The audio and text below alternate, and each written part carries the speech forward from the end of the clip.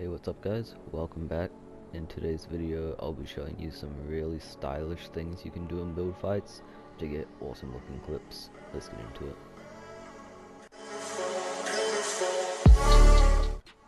This first one's gonna be for when your opponent is ramping up and they're right in front of you and they place a cone. What you can do is look at the cone, pull out your ramp and rotate it twice. Now place it on every side apart from one. I usually leave the right side open.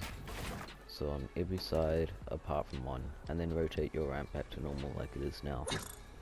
And so now your opponent can only get out of that one side that you left open. So they're probably going to go for a side jump. So to counter it, place a wall, then edit a window, and put a ramp inside. Then when they jump and land on that floor, flip the ramp back and confirm it, and then go for a shot on them.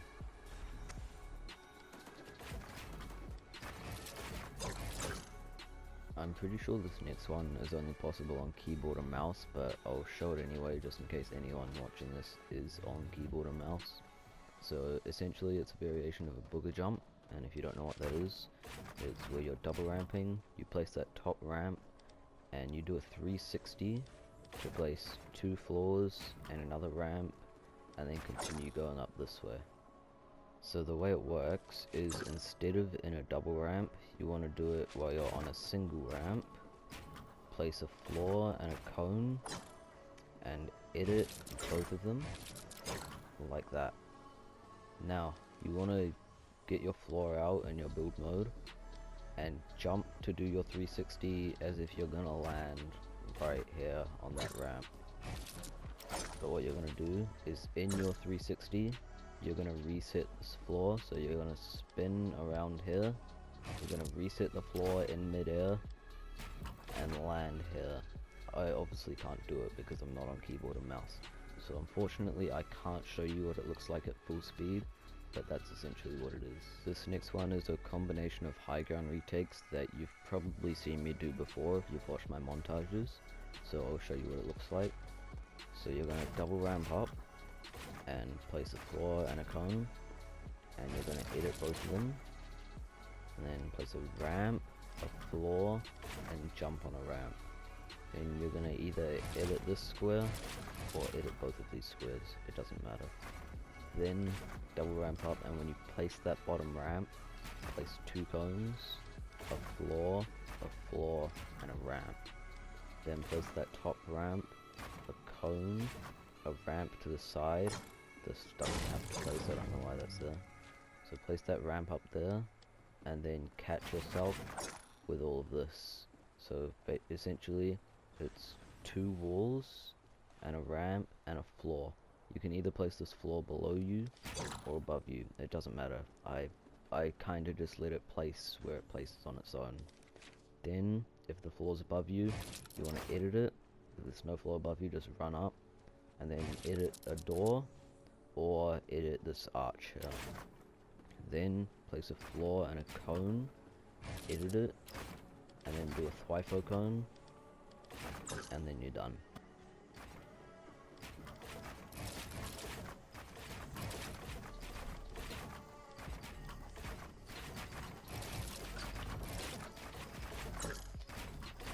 This next one's gonna be the rotated ramp EJ dash. There's 2 ways you can do this. One is a lot harder than the other one, so I'll show you the easy way first. Basically you want a ramp and place a floor, just set it up like a normal EJ dash, however you want.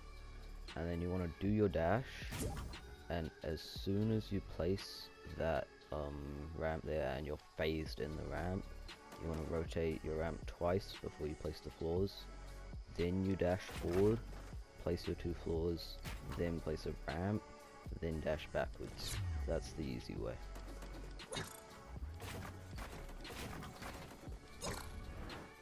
Now this next variation of the EJ dash is going to be much harder. So you set it up like the other EJ dash, just however you want. And you do that double dash, so you phase in your ramp, rotate it twice, dash 2 floors, ramp, dash backwards. But as you dash backwards, before you place the floors, you want to rotate your ramp once more. Then you dash back. Then on your backwards dash, place your ramp and you dash to the side. It doesn't seem like that much more complicated than the normal one, but trust me, it's a lot harder, and unfortunately I can't show this in full speed either, because I actually don't know how to do this yet. Anyway, let's get on to the next one. This next one is actually really vague, and you can kinda do it however you want. So before you start your 1v1, you want to select a cone and create it into a ramp. And you want to select your ramp and then create it into a kind of half stair U-shaped thing.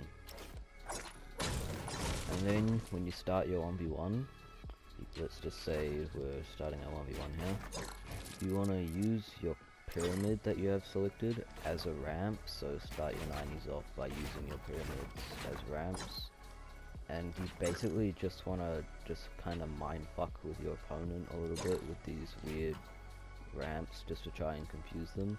So you can kind of do it however you want, it doesn't really matter, just as long as you're confusing them with your really retarded ramps. This next technique is a high ground retake that I originally saw from BH Yipica. I don't know if he actually created the technique, so I'll give credit to him anyways. But what it is a double ramp up, and you place that top ramp, and go to the right side of the edit panels, edit it backwards, and then edit it to the right, or actually to the left. And then you want to jump up onto this part of the ramp right here. But as you do it, place 2 walls and a cone. Then jump on the railing right here. Then you want to jump off the very end of it and land on a floor up there. This might take a few attempts to get down. Just like that. This is the last technique, and it's not really that practical at all because it takes a lot of setup, but it does look really good in clips. So what you want to do is, you don't want to do this before you start your build fight because it's just going to cuck you. You want to do this when your opponent boxes up, like partway through the fight. You want to pre-edit your walls into an arch like that, and you want to pre-edit your ramps into this kind of half thing that we've been using. And then when you take your opponent's wall, you want to immediately place a ramp inside, and they'll either be phased in it or they'll be stuck under here, where you can get a fairly easy right hand peek, because as you can see, if your opponent wants to go for a shot, they have to peek all the way out here to take a shot, but you've got a right hand peek advantage, so you can easily hit them. That's all for this video. I know none of these are really practical, as they are just for going for awesome looking clips. Anyway, thank you so much for watching, and I'll catch you in the next one.